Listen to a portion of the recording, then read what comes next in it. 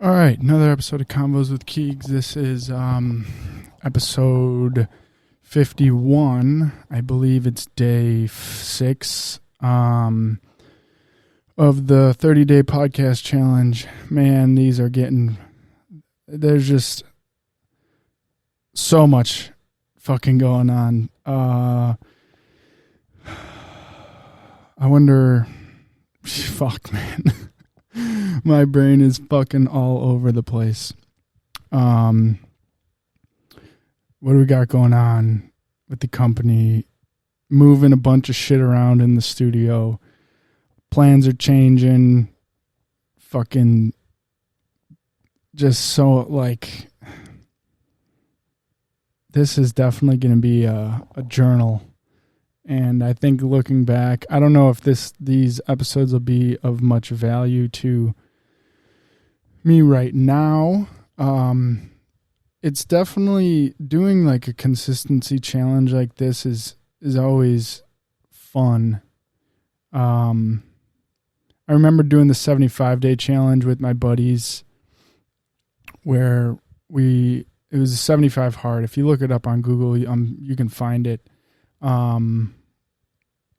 But I remember doing that, and like the beginning was always super fun and like exciting because you're doing something new.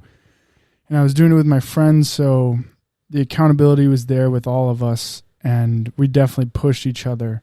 I've never done a consistency kind of challenge like that, like them doing now with the podcast, where it's just me doing it. And the accountability is way, way, way harder than doing it with friends. I recommend everyone to try something like that. If you're trying to, have goals of doing something, just make it like 30 days. See if you can rip it out every day. No matter how busy it gets, no matter how difficult it gets, whatever, this, and that. And even if you slip up some days, like I'm going to be honest, like right now, I missed yesterday, so I'm going to film 2 today. This will be day 6 and then day 7. And I know I can't get past that. Like I can't miss 2 days in a row. As long as I'm recording 2 separate videos at 2 separate times, getting them out there just to have the days, I'm good. And I'm happy with that because I know that I can't beat myself up and then just say like, oh, well, I missed today. I can't. The challenge is over.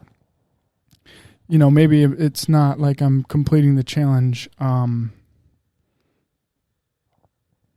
as, the everyday kind of thing, but I'd rather continue to push for it even when I fuck up because momentum is fucking huge. I think momentum is one of the greatest superpower or one of the greatest powers or like forces of energy maybe. I don't know. But just to have a log like this, 30 days, ripping out podcasts, no matter how shitty, no matter how great they are, doesn't matter, just practice. Getting in front of the camera, being on a mic, every time it gets easier. And I remember starting off when I started like a few podcasts over the last 3 years, the consistency was always the hardest part. The first one I did was before I went to Asia. I think I called it the KW show. That was it was just out of my bedroom in house I was living in with my 2 buddies, and it was super fun and I really enjoyed doing it, and I had some great combos. I think I still have them saved on my old computer, but I was never like full blown committed to it, just because during that time I was getting ready to go to Asia, and I was more focused on planning for that, less focused on the content side of things. And then when I was in Tahoe, me and my buddy started a podcast called Reunited because we went to school together as kids. Shout out Nick. Went to school together as kids.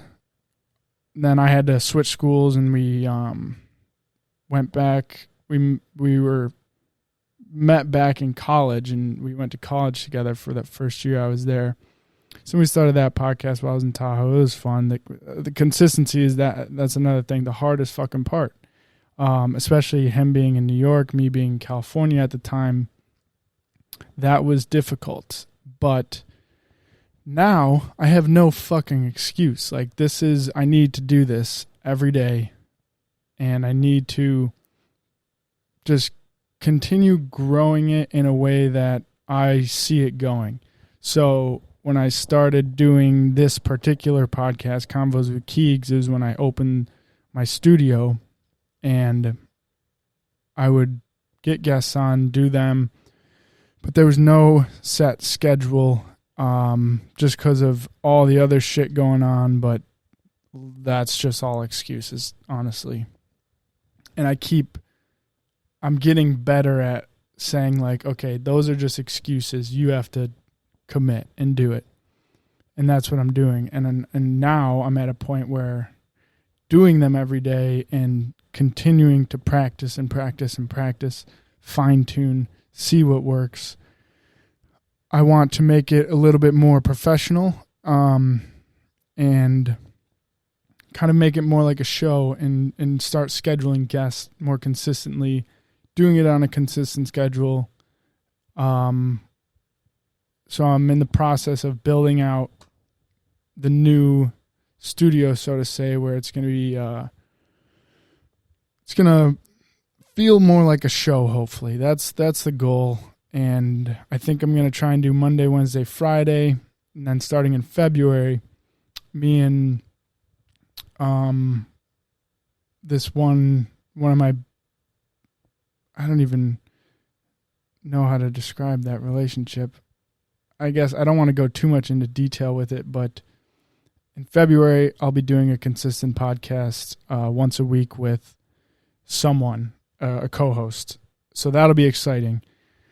And it's also way more fun to do it with someone, especially someone who's passionate about it and who enjoys doing podcasts as well. Like, those are the best. I've always wanted to have a co-host and to do a consistent podcast with someone else, because, doing these alone, they're great and they're nice for me to be able to talk and kind of let people in on the inside scoop of Lonely Cowboy, and obviously all the talk with mental health and, what I go through. Hopefully that helps somebody. If you're watching and you enjoy that aspect of things, I hope it does bring you some sort of value. I'm definitely a little, not lost, but I do get imposter syndrome as far as, like, I don't know if it's of value to anyone, but as long as it's of value to just one person, and one person learns something or takes something away, or you guys can learn from my mistakes and me kind of projecting what I do and the problems I go through and struggles I face, business related, personal related, doesn't matter. And down the line, as I continue to shoot for this documentary I'm making, these will come in handy. Having these clips, sorting them out during the editing process might be a bitch, but good documentaries take time. And I wanted to get that out before the new year, but with a few plans changing in the process from when I decided to do that till now, it's going to make more sense for me to hold that footage and do a bigger project with it. So the documentary is going to be pushed back a little bit. Honestly, that's what I'm most excited for.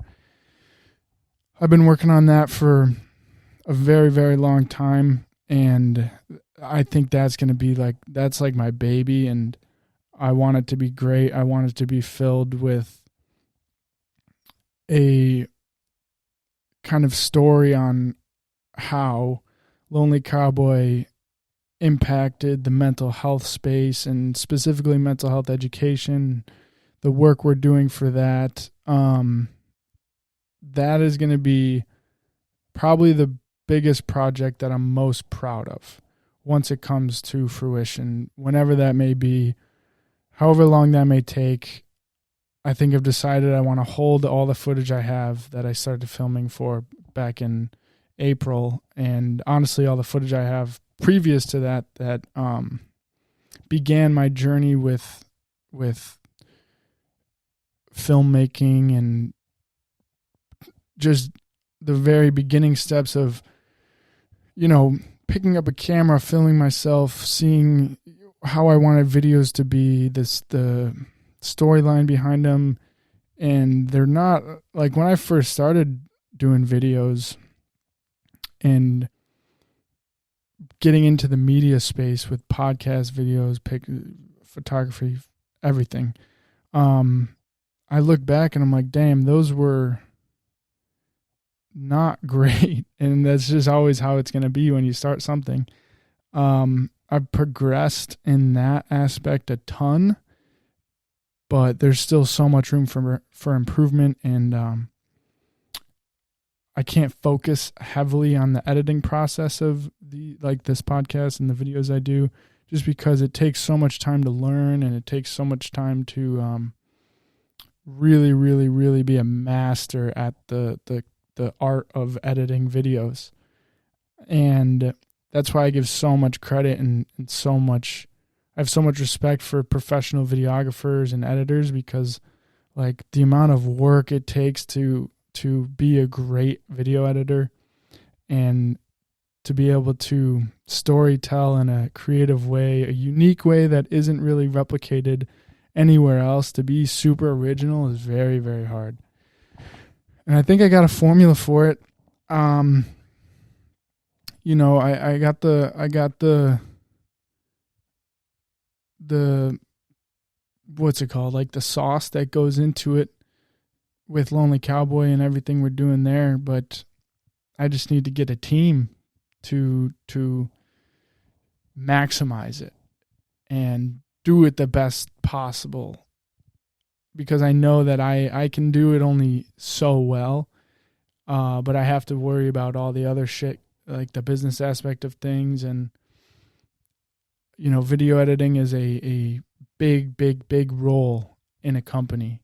And if you have a good video editor and a good content team and social media manager and scheduling manager, there's a lot of roles that have to be filled in order to take a company from good to great, and then great to the fucking absolute best. And that's where I'm trying to go. I don't want to settle for good. And I feel like I'm doing good right now, which isn't a problem, but I need to push forward to be great, and then push forward even more to be the best. And that's going to come with a team. Can't do this alone. I never wanted to do it alone.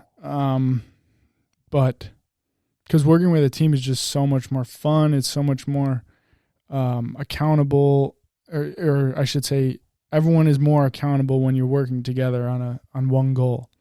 So that's really what I'm pushing for and working for.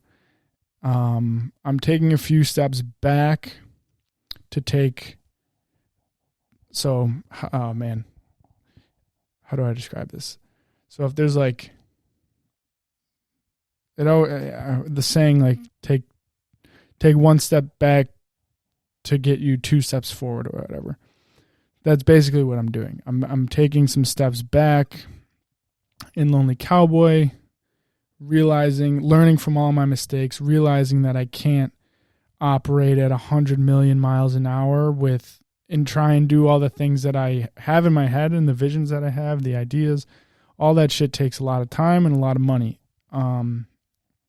And I definitely bit off a bit more than I could chew, but that's not to say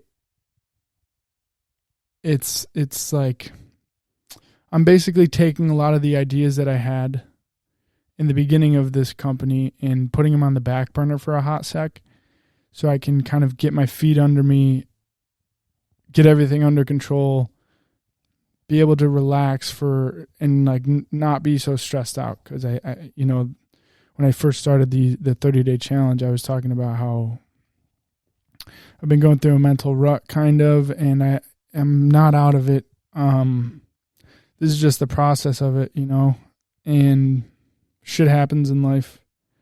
Shit fucking happens. You can't do anything about it.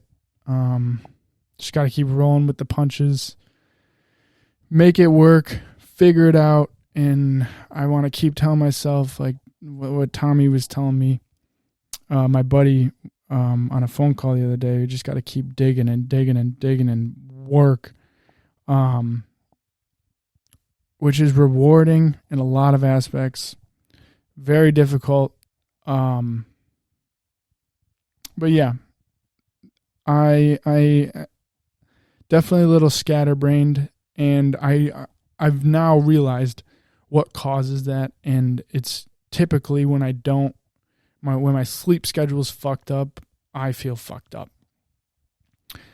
It happens often, and I honestly think that might have been a big reason for a lot of my past struggles, like in high school, and just looking back at how my life is kind of played out and trying to figure out, okay, what can I learn from the past to help me in the future and to not make the same mistakes twice.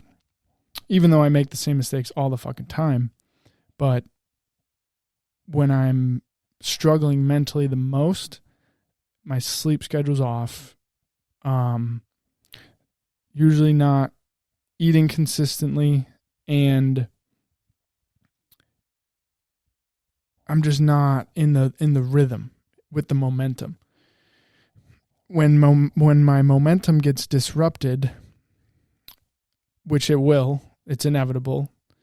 The discipline to get back into it right away and not think about it and just get right back into it. Like, for example, this challenge, when I said I'm recording day 6 and 7 today because I couldn't get to it yesterday. Instead of just completely foregoing it, I'm just going to keep ripping it. Fuck it, dude. The only rules for this are made by me. So I can do whatever I want. I don't have to follow, what I think it should be. Obviously,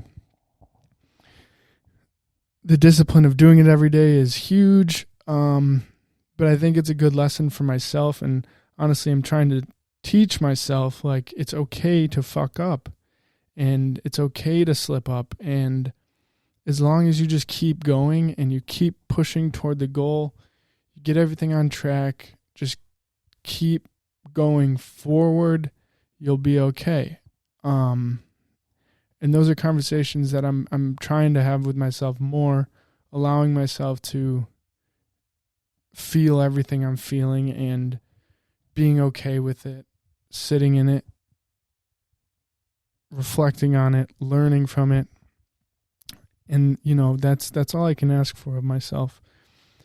I'm really trying not to be hard on myself for anything, because I know that life is difficult and I know shit's going to come up, and nothing will ever be perfect. And I'm slowly getting to a point where I'm like, okay, you'll be all right, Kellen.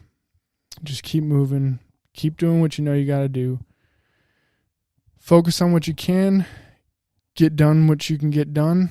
And, don't overthink it. And that's a lot of my issues, is overthinking and just getting in my own head. And it just feels like there's so many fucking voices in my head pulling me in every which way. And I'm definitely, I remember seeing this thing on Instagram from this account called Let's Talk Mental Health. Also, give that a follow. It's a great account. There's a few things on there that they've posted that I didn't love, but, for the most part, it's a solid account, and it definitely reminds me often that, like, you're good and it's okay. People are struggling. Everyone's struggling with something. we're all human. The best way to be okay with yourself is understanding and seeing yourself in everyone and realizing that we're all very similar. We're way more similar than we are different. And at the core, we're all human, and not judging super quickly. Because I've also realized when I'm in a mental rut and when I don't feel great about myself, or when I don't feel great about the situation I'm in or the circumstances that life is bringing, I tend to put it like I struggle so much with myself and getting in my own head during those tough times that it projects onto others. Even if you don't even, like, I would say honestly, a lot of people might not even know that they have, that their environment and their experiences of life have shaped their views and their way of thinking. And most people don't self-reflect. And they just continue to put their shit onto others and they don't even realize it, you know? I think of an example of alcoholics, because I've dealt with a lot of alcoholics in my family, and you know how they act, and some friends of mine as well. And I'm thinking of in particular this one situation where someone is just drinking way too much in their life, and they obviously are battling something and they're dealing with something, but they refuse to kind of understand that their actions are affecting way more people than just themselves. And that's honestly a lot of, alcoholics' families deal with that. Drug addicts' families deal with that. You know, when you're not taking care of yourself, you're putting your shit onto other people, and that is affecting them and hurting them. It's happened to me. Like, other people just have put their shit onto me, makes me feel like shit.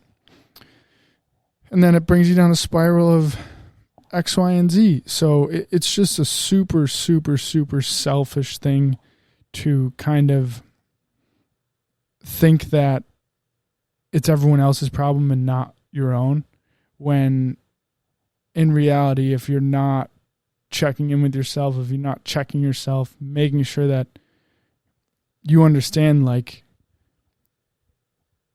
how people view you and how you view people is directly correlated to how you treat yourself, honestly.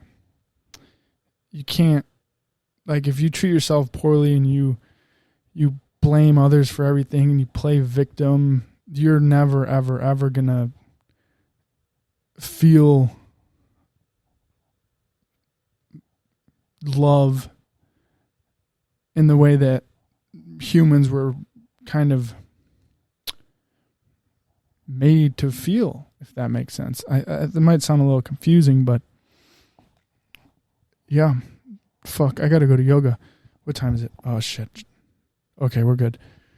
Yeah. So I'm going to wrap this up because I got to go to yoga.